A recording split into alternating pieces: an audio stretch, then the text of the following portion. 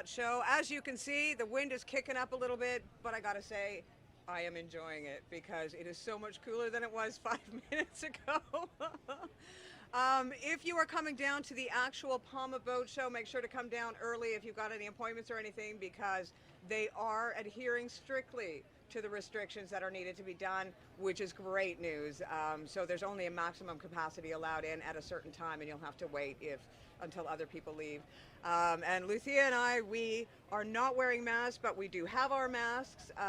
We have them off because we are the appropriate distance apart. So all rules and regulations are being adhered to, so you'll have a safe time as well. I want to introduce my lovely guest, Lucia. She is with the Mallorca Tourism Board. How are you? Very fine, thank you. Now tell me a little bit about the Mallorca Tourism Board. What is it you guys do? What kind of things do you showcase? We do promotion around the world and also within Spain mainland about our wonderful Mallorca. And of course, sailing, yacht must be there. Of course. What kind of impact does yachting and sailing and boating have? I mean, Mallorca is an island, obviously, so it is a huge thing, and it's not just for tourism, but it's also the locals are really involved in Really? anything to do with the sea. Tell us a little bit about that. It is exactly what you say. I got some numbers here if I can show. Yeah. Because it is unbelievable the impact of the yacht world and the sailing captains, the crew that we have within the Balearic Islands, not only Mallorca, but also Menorca, Ibiza. It's like we have got here like about 650 companies dedicated just for sailing and yacht world. It's about 3,000 people employee, and also the impact annually is around 450 million euros. So as you can see, it's a hit for us. And let me ask you, how does that compare with, say, for example, general mass tourism? It is different kind of tourism. The profile of the guests is completely different. There is, of course, the sun and beach tourism, which comes summer holidays, maybe Eastern holidays, but then it's the rest of the year. And the rest of the year, we have so many different profiles of guests coming. We have the captains, we have the owners of the yacht sports, we have the people who love sailing, but we also have sport lovers, people who come here just to make sport and practice. And this is throughout the year. So they really do not mix. What is your focus? I mean, as far as the one thing that you really do want to increase here in Mallorca in regards to tourism? Our focus is now the MICE business, which is meeting incentives, congresses and exhibitions, MICE. Also sport business, sailing, cycling, tennis, golfing. It's more of a premium profile of guests, as well as we're promoting culture and gastronomy. But also, of course, we cannot forget the weather. Today you don't see the sun, but usually it's sunny like 300 days a year. So it's really powerful, the climate we have, and we are open the whole year round. So you can come anytime. Well, and one thing I have to highlight is that, nowadays a lot more people are getting into extreme sports, and there are some amazing opportunities for that here. I mean, I personally know a lot of people that really enjoy canyoning, and there's some of the most dangerous spots for canyoning right here in Mallorca, but also exhilarating at the same time. There's a lot of things that, when you talk extreme sports, that are available here. There is a big demand of canoeing, coastering, climbing, freehand. Yeah. And several other, I would say, stream sports. But we got a very strong experience in that, and you got companies that are really professional, dedicated to that. So you will always be accompanied by someone, kind of monitors that we will be with you, and it will be safe. So it is really, and this demand is increasing. Well, and let me ask you, I mean, it doesn't really matter where you go in Mallorca. I mean, if you were from North America and you want to take, if you want to do your meeting, or you want to have an excursion, or you want to do something different, most people speak English here. You're guaranteed to find somebody that speaks it, whether it be a taxi driver, whether it be in the hotels. All the hotels speak English. I mean, and nobody discriminates against you because that's the only language that you speak. They are used to welcoming tourists of the English-speaking language. You will never have a problem here. No matter what your needs are, you will be looked after. It's very true. We are very multilingual. Think about this. We already have two languages since we are kids. We speak Catalan and we speak Spanish. that makes us ready to learn a third and a fourth language at the time. So most of us in the tourism industry not only speak Spanish and English, we speak German, we speak Dutch, we speak French, we speak many languages. We are ready because we know we get guests from all around the world.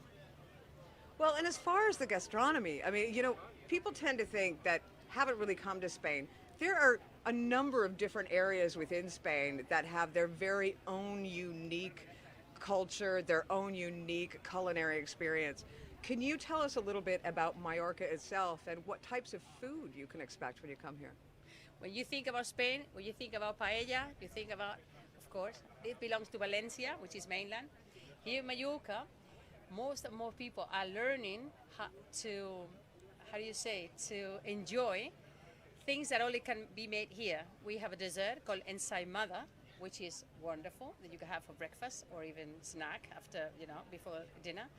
We also have some other local dishes made with our own vegetables, very, very different ones. We have coca, we have trampo, we have sopas, and you can only find them here. So you really need to experience a different kind of gastronomy within the islands. Come here and taste it. You won't find it anywhere else. No, and I can guarantee you, I know even my mother came to visit me here, and she fell in love with the local gastronomy, and she went back to Canada, and they don't even, how most cuisines, they actually duplicate that, but in their own with their own slant. Chinese food, they will duplicate it in England, but add sweet corn or something. But there is no duplicating what they have here on the island. You need the ingredients. Well, and that's it, and you can't find them anywhere else. Mallorca is only 800,000 inhabitants, and we have already this year achieved 9 restaurants with a Michelin star, which is a lot for an island, meaning that the gastronomy here is really improving, getting just at a higher level. But not only about the Michelins, you can also just come to a normal Mallorcan restaurant, which is crowded and popular, and you will find also what we eat every day. Doesn't need to be the experience of the Michelin star, but also the experience of the daily food and daily meals we have at home. You know what, that's for me, that's what I like the most. When I go somewhere to visit, I always like to find that place where every single one of the locals are crammed in as far as they possibly can be, because you know that not only is the value good, but as well the food is good, because they will not support something that isn't traditionally theirs, something that they haven't grown up with, something that isn't as close to their mother's home cooking. Exactly. And they're willing to pay daily for it. So that means you're getting the best value for the dollar. And really, that's the kind of eating that we all really enjoy to do, I think, deep down. I do the same. Wherever I go, I want to go where the locals go. Yeah. Well, what can you tell the worldwide audience? Why finally should they come to Mallorca? Well, now after the pandemic, because Mallorca is safe, we are both vaccinated, I must say. So, but also the vaccination process is accelerating. But not only that, we've been within the tourism industry for years. We are really professionals. In Spain, Mallorca is recognized as the leader of tourism at all.